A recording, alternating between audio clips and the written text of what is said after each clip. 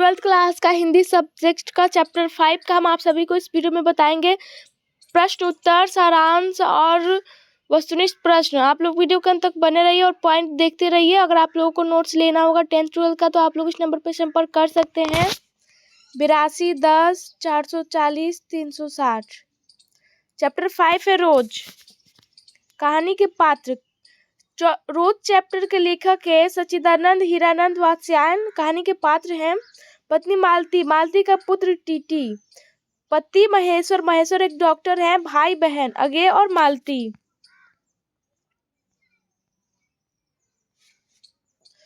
कथावाचक व भाई सच्चिदानंद हीरानंद वात्स्यायन अज्ञे। लेखक। आधुनिक हिंदी जगत में अज्ञे का महत्व इस कारण अधिक है कि वे प्रयोगवाद के नायक माने जाते हैं। उनकी प्रतिभा बहुमुखी थी। वे कवि, विचारक, कथाकार, पत्रकार, साथ ही साहित्य की कई विधाओं, यात्रा साहित्य, आलोचना, डायरी आदि विधाओं के भी सफल लेखक थे। साहित्य तो उनके द्वारा भारी मात्रा में रचा गया है। साहित्य रचना के साथ साथ संपादन, निर्देशन, अभिप्रेरणा, भाषण आदि के द्वारा भी उन्होंने सृजनात्मकता का विस्तार किया था।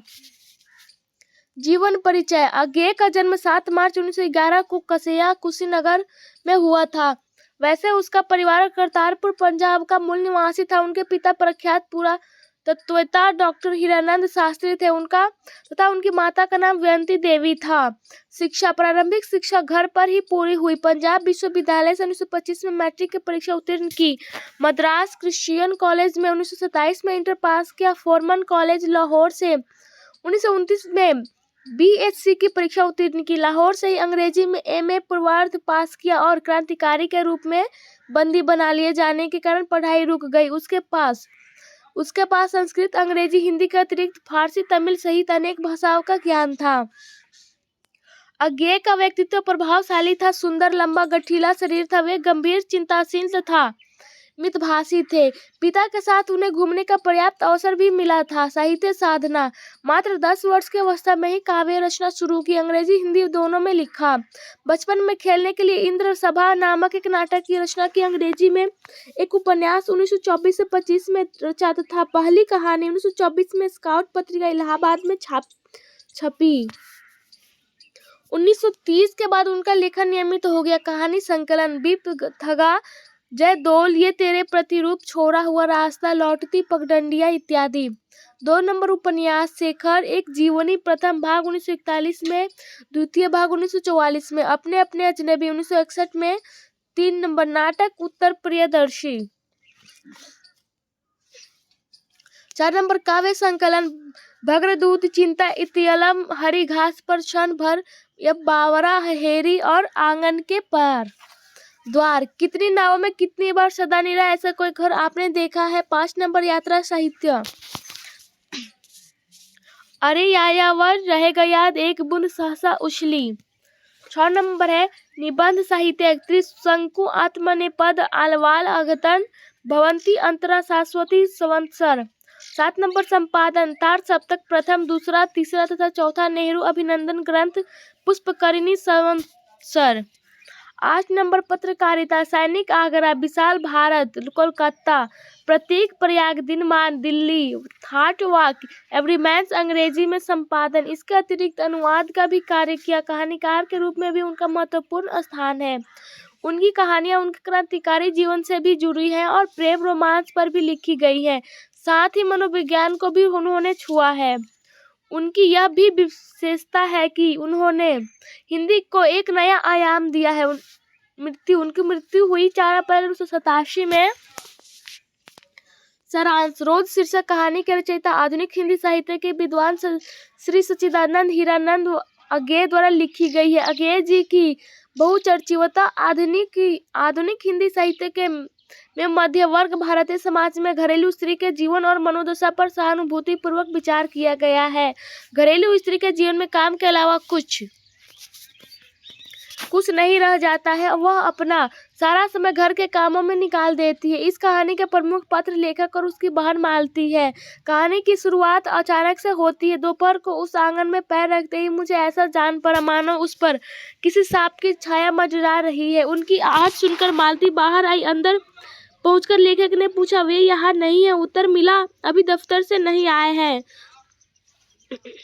मालती पंखा उठाई लाई और ऊपर झुलाने लगी। यह कहानी विचित्र ढंग से प्रारंभ होती है। मालती अतिथि से हालचाल भी नहीं पूछती।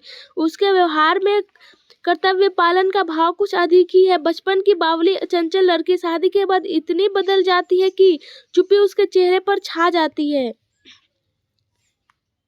उसका व्यक्तित्व भी बुझ सा गया है। अतिथि का आगमन वहाँ कोई उल्लास का कारण नहीं है और अतिथि को भी वहाँ कोई छाया मंडराती सी दिखाई देती है। मौन छाया वातावरण को मालती का बच्चा भंग करता है।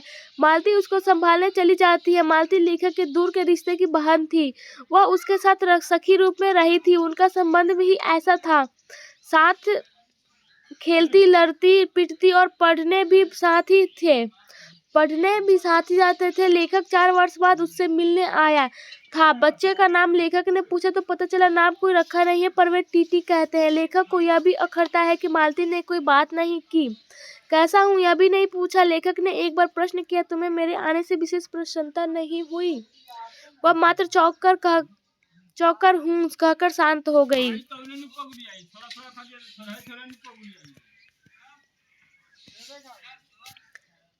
मालती का अंत द्वंद मानसिक स्थिति में बीते बचपन की स्मृतियां भटक गई थी। थकान, सब्जी का अभाव, पानी समय पर नहीं आता है, यह भी परेशानी है। उसका भी चित्रण है, नौकर भी नहीं मिलता। मालती के पति दोपहर के 3 बजे और रात्रि के 10 बजे भोजन करते हैं। मालती का जीवन रोज एक सा ही है।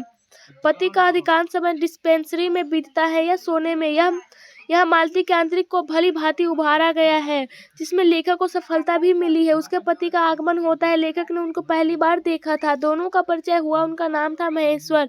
वे एक सरकारी अस्पताल में चिकित्सक थे। उनकी अस्पताल की जिंदगी की भी चर्चा है। उनकी रूटीन पर ही दोनों में वार्तालाप होता रहा। खाना आ गया। लेखक ने मालती से पूछा, तुम नहीं खाओगी? उत्तर महेश्वर ने दी। वह पीछे खाया करती है। महेश्वर और अतिथि बाहर पलंग पर बैठकर अनौपचारिक वार्तालाप करते रहे। मालती बर्तन मांजती है। बच्चा बार बार पलंग से गिर जाता है। मालती तीखी प्रतिक्रिया दिखाती है। यह आभास होता है कि वह यह बताना चाहती है कि वह बर्तन मांजे या बच्चा संभाले। यह कहानी नारी की विषम स्थिति पर गहरी छाया डालती है। कहानी का अंत भी करुण है। 11 का घंटा बजता है। मालती कहती है 11 बज गए। यह उसकी गहरी निराशा का भाव है। रोज यह होता है। एक घटना और भी महत्वपूर्ण है। महेश्वर कुछ आम लाए थे जो अखबार में लिपटे थे।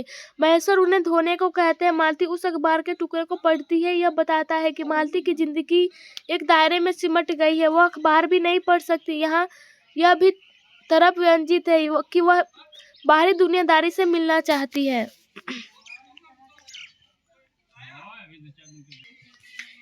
प्रश्न उत्तर अब है। 1 नंबर क्वेश्चन है, मालती के घर का वातावरण आपको कैसा लगा? अपने शब्दों में लिखिए। आप लोग देख लीजिए, यहाँ से यहाँ तक आप लोग देख लीजिए।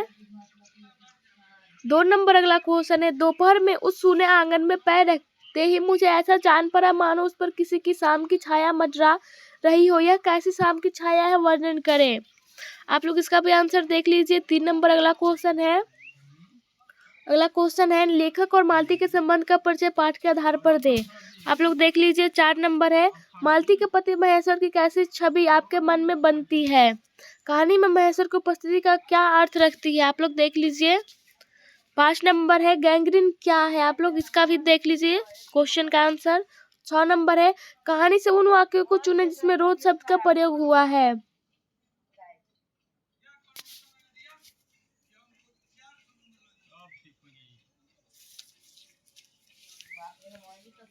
अगला 7 नंबर है, आशय स्पष्ट करें।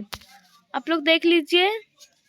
8 नंबर है, 3 बज गए, 4 बज गए, 11 बज गए। कहानी में घंटे के इन खड़कों के साथ साथ मालती की उपस्थिति है। घंटा बजने से मालती का क्या संबंध है? आप लोग देख लीजिए। इसका भी 9 नंबर है, अभिप्राय स्पष्ट करें।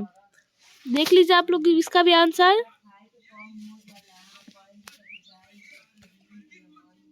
अब वस्तुनिष्ठ प्रश्न है, ऑब्जेक्टिव। रोज कहानी शीर्षक कहानी के कहानीकार बताए। का नाम बताए। इसका आंसर है सच्चिदानंद हीरानंद वात्स्यायन अज्ञे। 2 नंबर है, अज्ञे जी का जन्म कब हुआ था? इसका आंसर है 7 मार्च 1911 ईस्वी में। 3 नंबर है, अज्ञे जी का निधन कब हुआ था? 4 अप्रैल 1987 ईस्वी में। 4 नंबर है, अज्ञे जी का जन्म कहाँ हुआ था? इसका आंसर है कुसैया, कुशीनगर, उत्तर प्रदेश में। 5 नंबर है गे जी का मूल निवास कहाँ था, इसका आंसर है करतारपुर पंजाब। 6 नंबर है रोज शीर्षक कहानी का पूर्व नाम क्या था, इसका आंसर है गैंग्रीन। 7 नंबर है किस पाठ में आया है दोपहर में उस शून्य आंगन में पैर रखते ही मुझसे ऐसा जान पड़ा मानो उस पर किसी शाम की छाया मंडरा रही हो, इसका है रोज। 8 नंबर है किस पाठ में आया है 3 बज गए 4 बज गए 11 बज गए, इसका आंसर है रोज। 9 नंबर है अगे किस पत्र पत्रिका से जुड़े नहीं थे, इसका आंसर है युवक पटना। 10 नंबर है अगे ने किस उम्र में कविता लिखनी शुरू की, इसका आंसर है 10 वर्ष की उम्र में। 11 नंबर है कौन सा कहानी संकलन अगे का लिखा नहीं था, इसका आंसर है डीटी रिच। 12 नंबर है रोज कहानी की नायिका कौन है, इसका आंसर है मालती। 13 नंबर है अगे के पिता का नाम क्या था, इसका आंसर है डॉक्टर हीरानंद शास्त्री। 14 नंबर है गैंग्रीन क्या है, इसका आंसर है एक बीमारी। 15 नंबर है तार सप्ताह के संपादक कौन है, इसका आंसर है अगे। 16 नंबर है अगे किस वाद से संबंधित है, इसका आंसर है प्रयोगवाद से। 17 नंबर है मालती का पति क्या है, इसका आंसर है डॉक्टर। 18 नंबर है मालती महेश्वर की संतान का क्या नाम है, इसका आंसर है टीटी। 19 नंबर है रोज कहानी में अतिथि बनकर आता है मालती दूर के रिश्ते का भाई। 20 नंबर है अगे को ज्ञानपीठ पुरस्कार किस रचना पर प्राप्त हुआ, इसका आंसर है बाबरा अहेरी।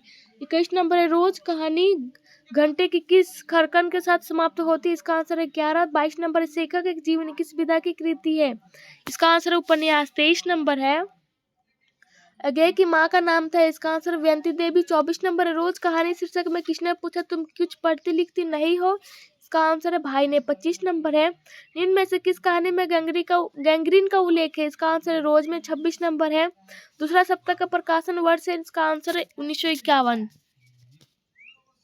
27 नंबर है तार सप्ताह के संपादक कौन है, इसका आंसर है अगे। 28 नंबर है बचपन में खेलने के लिए सचिदानंद हीरानंद व सत्यनारायण अगे को ने कौन सा नाटक लिखा था, इसका आंसर है इंद्र सभा। 29 नंबर है रोज शीर्षक कहानी में मालती मिट्टी का बर्तन गर्म पानी से क्यों धो रही थी, इसका आंसर है दही जमाने के लिए।